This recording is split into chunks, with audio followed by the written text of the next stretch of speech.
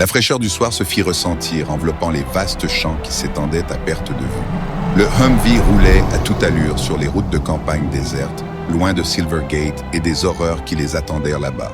Emma et Lucas, leurs visages marqués par la fatigue et l'épuisement, regardaient par les fenêtres du véhicule, espérant trouver un refuge où ils pourraient se reposer. La lune pleine brillait haut dans le ciel, éclairant faiblement leur chemin.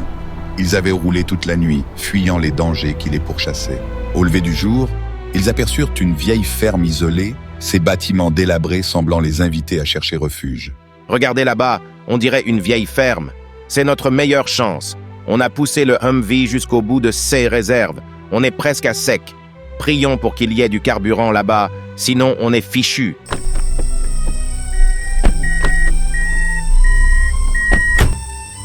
Je vais regarder si dans la grange il y a du carburant. D'accord? Nous, on va voir si on peut trouver de l'eau et de la nourriture. C'est encore en bon état. C'est surprenant, mais ça augmente nos chances de trouver de quoi manger. J'ai tellement faim que je pourrais même manger les légumes que ma mère me forçait à manger. Ah, ça! Vous les gamins, vous êtes pénibles pour ça. J'en ai 3 et ils refusent de manger des légumes car ils n'aiment pas ça.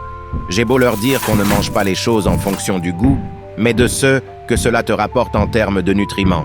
Ouais, je pense qu'on peut faire les deux.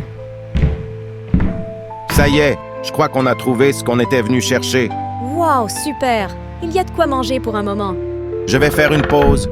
J'ai été griffé dans le dos et je commence à sentir la douleur. Bon, alors, où c'est que je pourrais trouver un bidon de fioul? 2 vieux tracteurs. Ils ne sont pas poussiéreux, ça veut dire qu'ils servent encore. Encore un. Le bidon pour faire le plein ne doit pas être loin. Voilà! Oh non, il est vide, il y a juste un caillou dedans. J'espère que de leur côté, ils auront trouvé des choses intéressantes.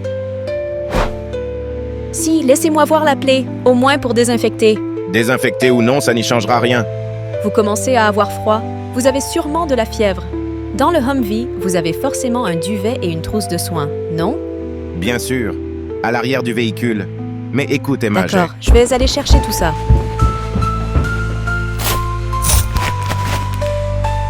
Ce doit être ça.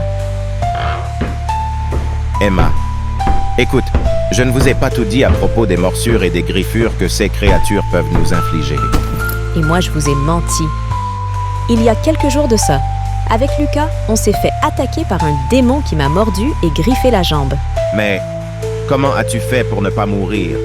Ou pire encore, car quand on se fait mordre et griffer par une de ces choses, la plupart du temps, on en meurt ou on se transforme en une créature abominable.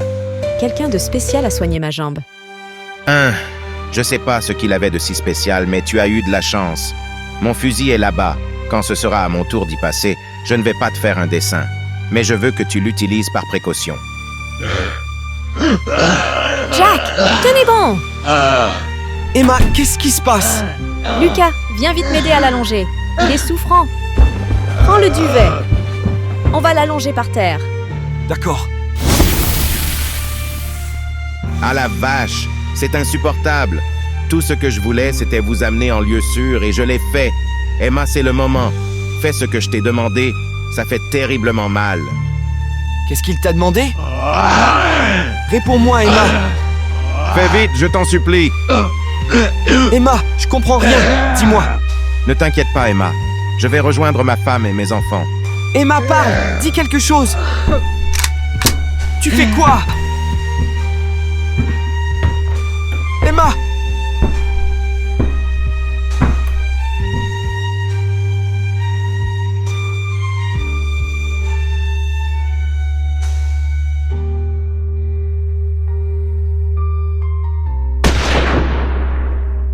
Emma, le cœur lourd et les mains tremblantes, s'approchait de Jack, l'arme à la main.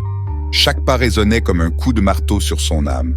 Le visage de Jack, marqué par la douleur, lui demanda silencieusement ce dernier service. Les mots qu'il avait prononcés résonnaient encore dans sa tête, mais elle n'arrivait pas à croire ce qu'elle s'apprêtait à faire. Lucas criait son nom, lui demandant ce qu'elle faisait. Mais Emma n'entendait plus rien. Ses larmes coulaient silencieusement alors qu'elle pointait l'arme vers le chef. Elle savait que ce geste briserait son cœur à jamais, mais c'était la seule chose à faire. dans un murmure étouffé par l'angoisse, elle serra la détente, mettant fin à ses jours comme il l'avait demandé.